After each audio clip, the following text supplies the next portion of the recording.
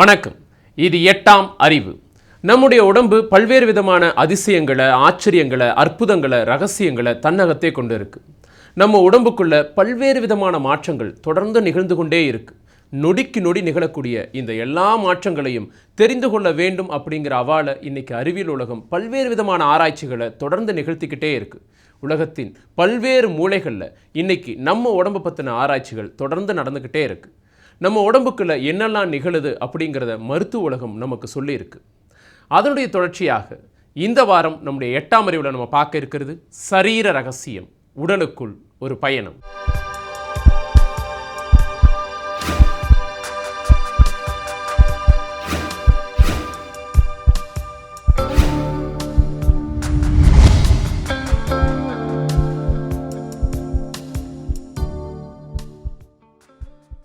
நம்ம உடம்புக்குள்ளே நிகழக்கூடிய நிகழ்வுகளில் மிக மிக முக்கியமானது அப்படின்னு பார்த்தோம்னா செரிமானம். ஒருத்தருக்கு இந்த செரிமானம் மட்டும் சரியாக நடக்கலை அப்படின்னா நிச்சயமாக பல்வேறு நோய்களுக்கு இதுவே அடிப்படை காரணமாக மாறிவிடக்கூடிய அபாயம் இருக்குது. ஆயுர்வேதம் அல்லது சித்தா மருத்துவத்தில் நமக்கு ஏதாவது ஒரு நோய் அப்படின்னு அந்த மருத்துவர்கிட்ட போய் பார்த்தோம்னா அவர் முதல்ல செக் பண்ணுறது நம்முடைய வயிற்றை தான். நம்முடைய வயிறில் ஏதாவது பிரச்சனை இருந்தால், ஜீரண பிரச்சனைகள் இருந்ததுன்னா முதல்ல அதை சரி செஞ்சுட்டு தான் நமக்கு என்ன நோயோ அதற்கான மருந்து கொடுப்பாங்க. அவங்க சொல்லக்கூடிய விஷயம் என்னென்னா, ஒருத்தருக்கு முதல்ல செரிமானமானது சரியாக நிகழணும். ஜீரண பிரச்சனைகளோட நம்ம எந்த மருந்து சாப்பிட்டாலும் அது சரியாக வேலை செய்யாது அப்படின்னு சித்தாவும் ஆயுர்வேத மருத்துவமும் சொல்லுது. இவ்வளவு முக்கியத்துவம் வாய்ந்த இந்த செரிமானம் எப்படி நிகழுது, எங்க ஆரம்பிக்குது, எங்க முடியுது, இந்த நிகழ்வுகள் நிகழக்கூடிய முறைகள் என்ன? இதோ. செரிமானம் என்பது உண்ணப்படும் உணவானது இரத்தத்தினூடாக உறிஞ்சப்பட்டு உடல் தேவைகளுக்கு பயன்படுவதற்கு வசதியாக பொறிமுறை வேதியியல் முறைகளினால் உடலினுள் வைத்து உடைக்கப்பட்டு சிறு மூலக்கூறுகளாக மாற்றப்படுவதை குறிக்கும். உடலானது உண்ட உணவை பிசைந்தும் இலக்கியும் உயிர் வேதியியல் முறைகளில் பிரித்தும் பகுத்தும் தனது தேவைக்கு ஏற்றவாறு அதிலிருந்து ஊட்டச்சத்துக்களை உடலினுள் உறிஞ்சிக்கொண்டும் மிகுதியான வேண்டாத சக்கையை வெளித்தள்ளிவிடும்.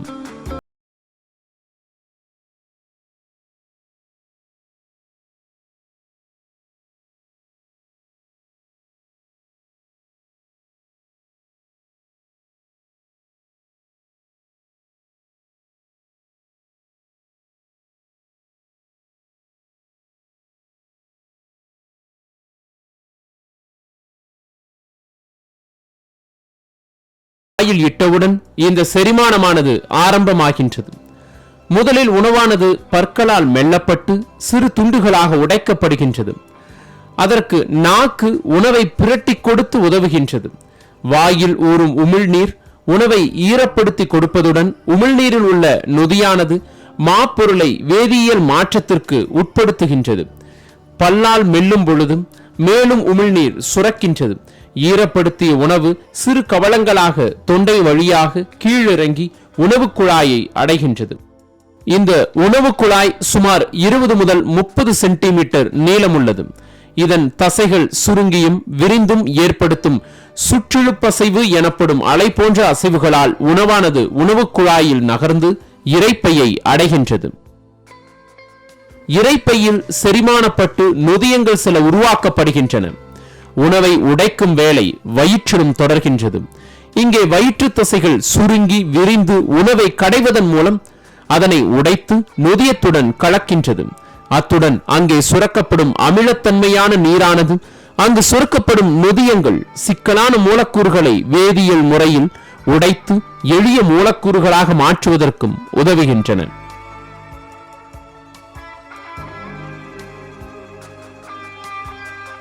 முன் சிறுகுடல் இது இரைப்பையையும் சிறுகுடலையும் இணைக்கும் வளைந்த அமைப்பாகும். இதன் வளைந்த பகுதிக்குள் கணையம் காணப்படும். இந்த கணையத்திலிருந்து சுரக்கப்படும் கணைய நீரில் பல மூலக்கூறுகளை வேதியியல் செயல்முறையில் உடைக்கக்கூடிய நொதிகள் காணப்படும். அத்துடன் பித்தப்பையினால் சுரக்கப்படும் பித்த நீரானது அங்கே தொழிற்படும் நொதியங்களுக்கு உதவுவதற்காக உணவை காரத்தன்மை உள்ளதாக மாற்றும்.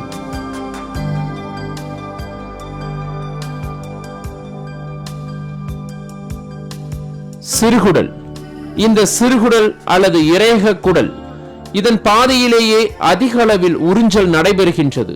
இது இரைப்பைக்கும் பெருங்குடலுக்கும் இடையில் அமைந்துள்ளது. இது முன் சிறுகுடல், நடுச்சிறுகுடல், பின் சிறுகுடல் என 3 பகுதிகளாக உள்ளது. சிறுகுடலின் உட்சுவரிலிருந்து நீட்டிக்கொண்டிருக்கும் விரலிகள் என்னும் அமைப்புகள் ஊட்டப்பொருள்களை உறிஞ்சி இரத்தத்திற்குள் அனுப்புகின்றன.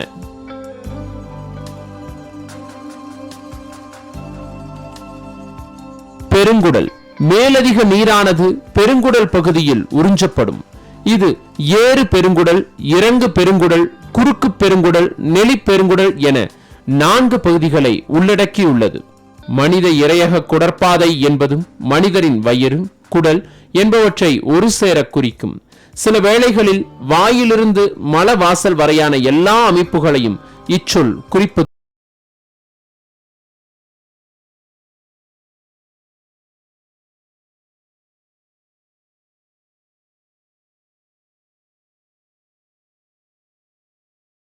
முக்கிய பங்கு வகிப்பது இரைப்பை ஆகும். இதுதான் ஒவ்வொரு உறுப்பிற்கும் தேவையான சக்தியை அதன் தேவைக்கேற்ப மாற்றி அளிக்கின்றது.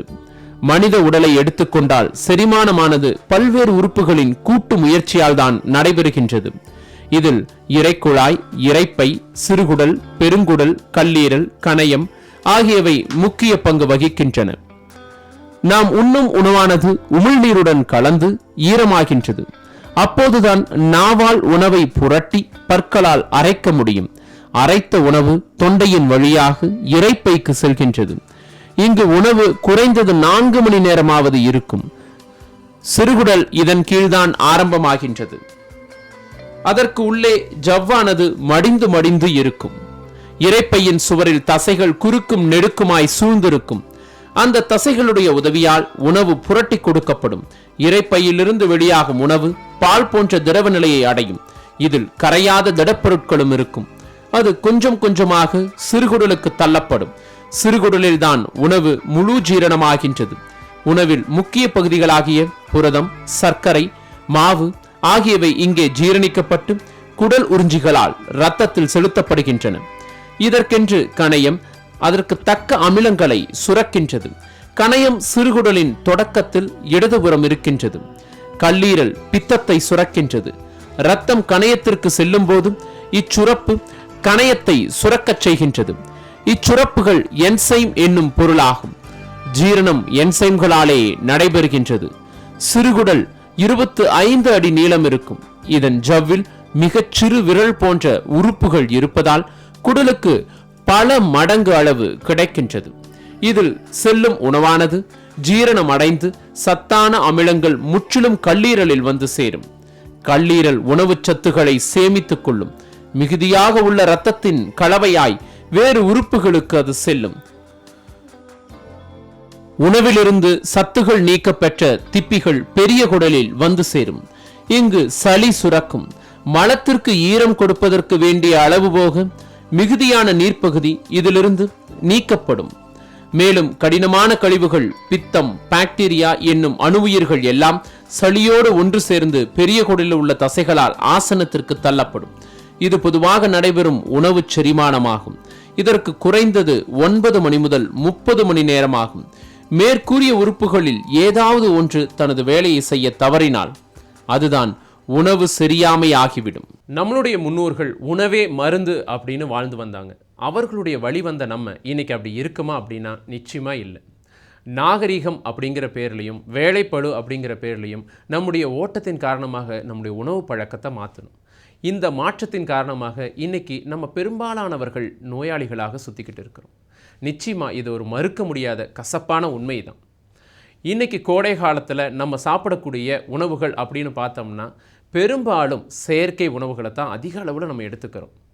ஒரு கூல்ட்ரிங்க்ஸ் குடிக்கிறோம், ஒரு ஐஸ்கிரீம் சாப்பிட்றோம். காரணம் இது கோடை காலம், குளிர்ச்சியை ஏற்படுத்தும் அப்படின்னு நம்ம செய்கிறோம். ஆனால் மருத்துவ உலகம் சொல்லக்கூடிய விஷயம் என்னென்னா, ஃப்ரிட்ஜுக்குள்ளேருந்து எடுத்து குடிக்கக்கூடிய அந்த கூல்ட்ரிங்க்ஸும் சரி, ஐஸ்கிரீமும் சரி, நிச்சயமாக நம்ம உடலுக்குள்ள குளிர்ச்சியை ஏற்படுத்துவதில்லை. அதற்கு மாறான எதிர் விளைவுகளை தான் அது ஏற்படுத்துது அப்படின்னு மருத்துவ உலகம் இன்றைக்கி நமக்கு எச்சரிக்கை விடுத்திருக்கு. நம்முடைய முன்னோர்கள் நமக்காக பார்த்து பார்த்து வகுத்த உணவு முறையை நம்ம முழுமையாக மறுத்துட்டோம். அதனால தான் இன்றைக்கி பெரும்பாலான நோயாளிகள் வாழக்கூடிய தேசமாக இந்த இந்தியா இருந்துக்கிட்டு இருக்குது. இதிலிருந்து நிச்சயமாக நம்ம மாறி வரணும். அந்த காலத்தில் கோடை காலத்தில் அதிக அளவில் நுங்கு நம்மளுடைய மக்கள் சாப்பிட்டாங்க. நுங்கு அப்படிங்கிறது உடலுக்குள்ள குளிர்ச்சி மட்டும் ஏற்படுத்துவது அல்ல, இது ஒரு மருந்து பொருள்னு இன்றைக்கி மருத்துவ உலகமே ஒத்துக்குது. ஏன்னா இது என்னெல்லாம் செய்யுதுன்னா நம்முடைய உடல் எடையை கட்டுப்பாட்டில் வச்சிருக்கு, மலச்சிக்கலை நீக்கக்கூடிய அருமருந்தாக செயல்படுது.